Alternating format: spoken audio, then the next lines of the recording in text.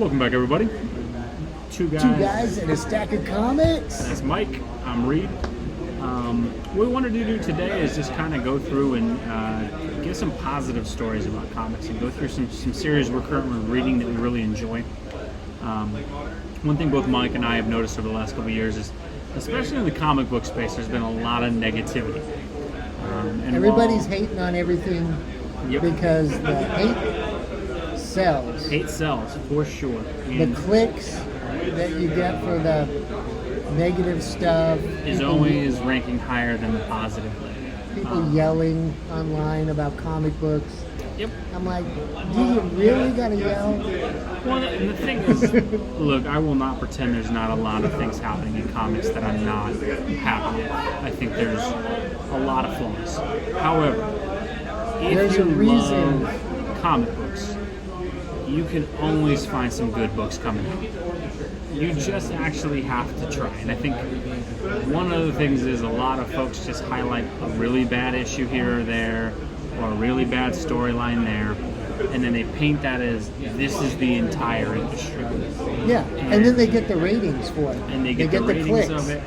And then it basically becomes a constant search of let's find the dumbest book that came out this week. So I can complain about it. The worst character assassination that took place, and then amplify that and go, this is modern comics. And again, I will not try to say that modern comics is the same as some of these old school great comic stories that we had with legends working on the books.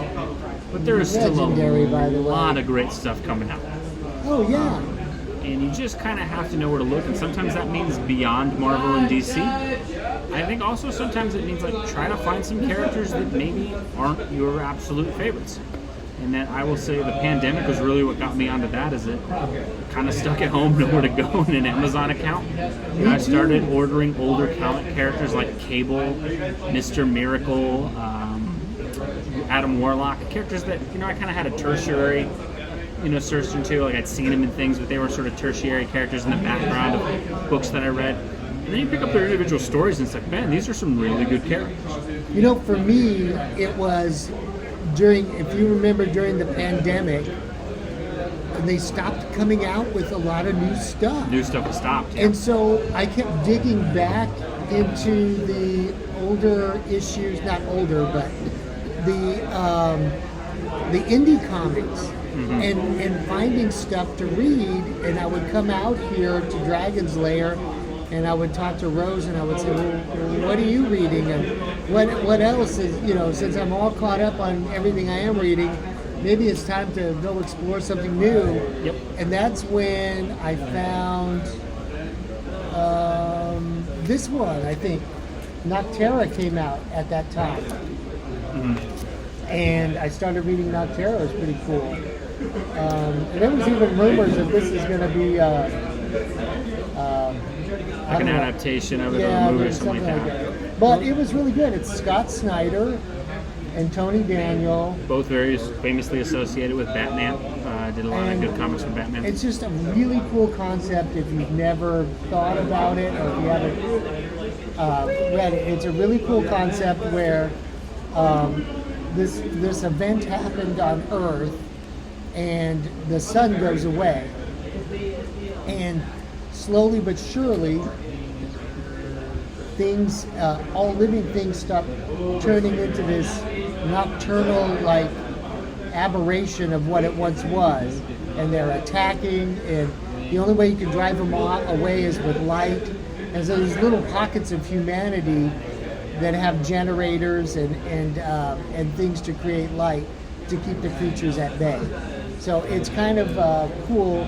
And then sometimes they drive from one place to another. They take these semi-trucks, and they're all equipped with these lights. And it's fun. I like it. Yeah, for me, one of the indies that I've picked up lately, and it's not really traditionally an indie, but Marvel bought the rights to do Conan a few years ago, and again, I don't want to complain, but there was not a lot of great stuff there.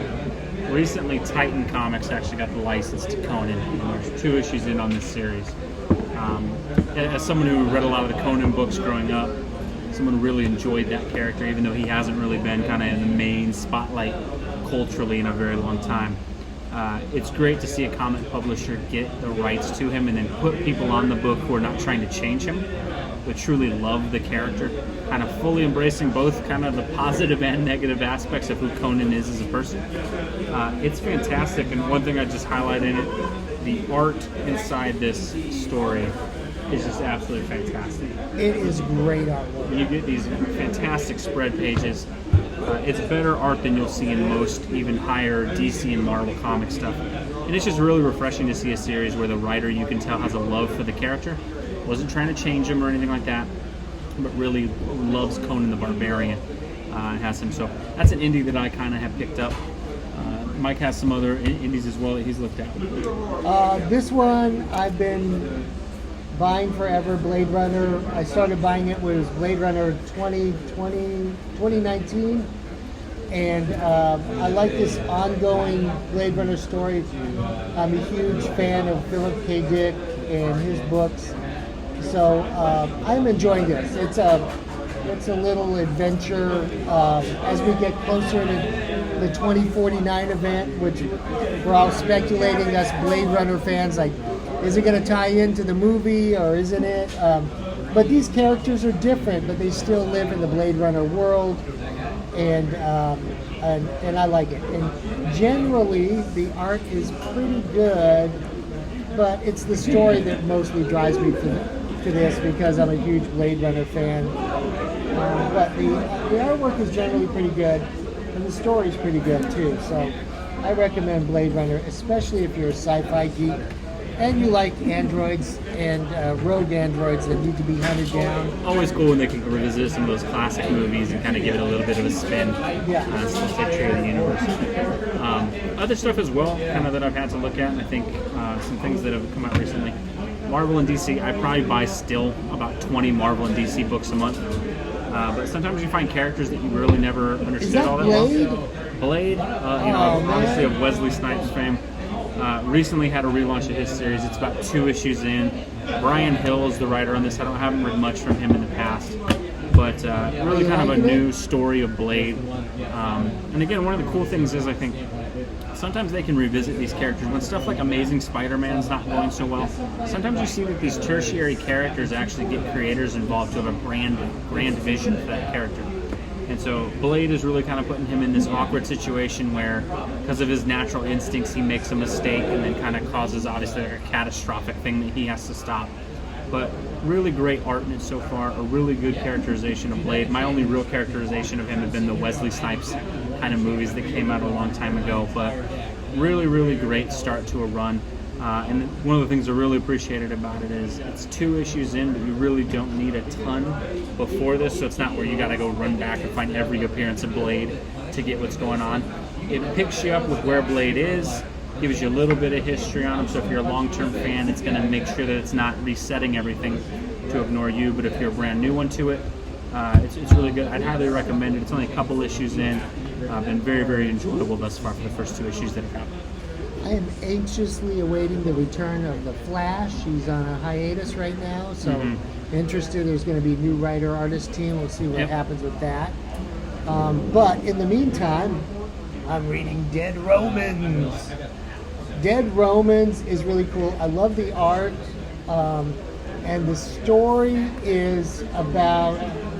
I'll just give you a sampling of some of the art. It's modern, but which I usually don't like, but it's got good action scenes, and it's really well done. The story's really well told. I haven't read this one yet, so I can't look too far into it. But it's about a legion of Roman soldiers, and they're up in Germany in around 30, 40 AD, maybe 90 AD, around that time period. And they have one of their generals who's been sent up to that region to kind of, quell the uprisings with the German tribes attacking the Romans. He was actually, a tribe member who got absorbed into the Roman army. So at the beginning of the comic, you kind of wonder, is his allegiance, where is his real allegiance? Because he used to belong to the tribes that they're having skirmishes with. And also a slave woman who found her way into the emperor's heart, and because she had a knack for being a great assassin, and like finding her way into his enemies' bedrooms, and then being able to sneak out, and all of a sudden his enemies are dead. He has sent her to kind of spy on this Roman general who may have other allegiances, and they end up falling in love, and she's not convinced that he's, anyway. A lot of stuff going on. Yeah, she's not. Cool thing is a really cool setting. Yeah, very different from most comics that you'd see. And as you can tell, there's going to be a lot of dead Romans. The spoiler in the title. Yeah, the title does not disappoint. Some other cool stuff I think that's going on, and Mike's very much into the indies. I try to find the best that I can of DC and Marvel. DC, about a year and a half ago, launched a series called Batman Superman World's Finest. My wife hunted this one down for me. It's got actually Jerry Seinfeld on the cover. That's my favorite show ever. It's actually have Batman, Superman, and Seinfeld on this variant cover. That is classic. They do have some really cool traditional covers like that as well. Mark Waid, very classic comic book writer, has written some great runs on stuff like Daredevil. And obviously he's been with DC Comics before. I know he wrote The Flash for a while. I got to meet him once. Yeah, no, really prolific writer. Great thing he's doing is, instead of setting this in the modern continuity, this basically revisits the earliest days of Batman and Superman kind of teaming up. And so one of the things I really love about the run, and I'll kind of pick up from the first issue, kind of has Batman and Superman in sort of their more classic costumes. Dick Grayson is still Robin in the book, so it's very early on days of Batman. He's still got Robin, but Dick's not quite Nightwing yet. He's still serving as Robin. And it's just great to see them kind of revisit almost a more fun time in DC Comics. The adventures are very colorful. It's a very fun book. It's a lot of action-oriented stuff in there. And it revisits a lot of corners in the DC universe. Doom Patrol's been in there so far. The Metal Men have been in there so far. It's just done a really good job of kind of like almost like a lost stories kind of thing of like, here's some things that happened that weren't told before. It's just great to see like a revisiting of Batman and Superman at their kind of early stages, and seeing that friendship and the partnership, that true world's finest thing. So often now they put Batman and Superman at odds with each other, and it's interesting, it's entertaining. I'll be honest, like I do like some of those stories.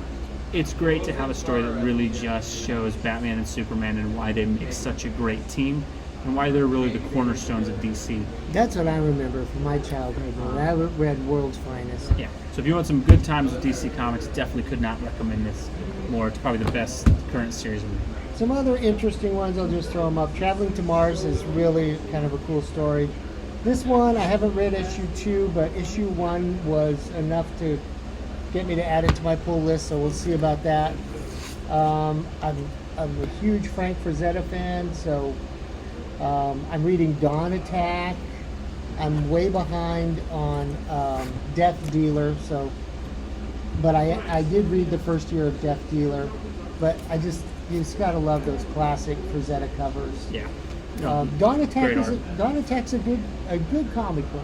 It's a really good story, and of course, if you don't find anything you like that's new, your comic shops do also carry some of these. A lot of these great facsimile issues that you can find.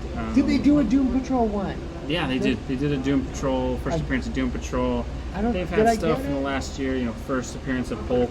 Oh my gosh. On modern paper, and you get a lot of the old ads and things, and it's great to revisit those. I love the reprints. It just came out, the Supersize X-Men. Correct. Number 1. That came out. That was really cool. But some really good stuff. It was Saddle Stitch. The original was Perfect Bound, I think. Mm-hmm. Yeah, no, it's really cool to see some of those older ones. Last couple I'll kind of highlight. I'm not the biggest fan of event books, but I think Marvel and DC are both putting out 2 pretty good ones. Ultimate Invasion, Jonathan Hickman is on this one. Anybody who's read a Jonathan Hickman story, he's always going to tell these overly huge world-building events. It's basically the return of the Ultimate Universe. So kind of having the maker, Reed Richards, who's from that Ultimate Universe, and then kind of incorporating Miles Morales and him essentially rebuilding the Ultimate Universe, and then kind of running into conflict with our modern Reed Richards. Really great story. It's only 4 issues. I think 3 are out so far. But a great thing. I'm not the biggest fan of events, but really worth your time. Another one as well is this Night Terrors event that DC Comics had just concluded. I think the overall main series was 6 issues. Not the greatest timing from DC. They recently relaunched a lot of their books and then kind of paused everything line-wide for 2 months for this Night Terrors one. I can't speak much for the tie-ins that have been. The actual mainline event has been fantastic, and for me it's mainly because you get a character like Deadman, who I don't remember the last time I saw Deadman in a comic book. Great classic character. Great Neil Adams creation. He's in this. He is one of the main characters of the book. He drives kind of the entire story. It was really just cool to watch a story have that character get the mainline draw. And I think the overall story, I've seen a lot of negative stuff on it. I think interrupting the whole DC Comics line for 2 months, probably not the smartest idea. But the actual overall event is really good. The art's pretty solid, and again, it's just great to see a character like Deadman in there. So there's still some great stuff coming out from DC and Marvel. What Mike and I will always do, we're always going to try to highlight the books that we're reading. There's probably 15 more that I'm reading. I'm kind of sold on some of them. A lot of them I buy more out of loyalty, like the Hulk and Spider-Man and Daredevil and stuff like that. But some great books that are coming out. Mike will always kind of highlight the indies, and I'll try to find through the gems that DC and Marvel are doing. Hopefully that gives you something to check out. If there's a book that you're reading that thinks you're good and you want us to check it out, or something you want to highlight, please comment below. We'll be happy to go through anything that you have. And thanks again for joining us. We'll see you in the next video.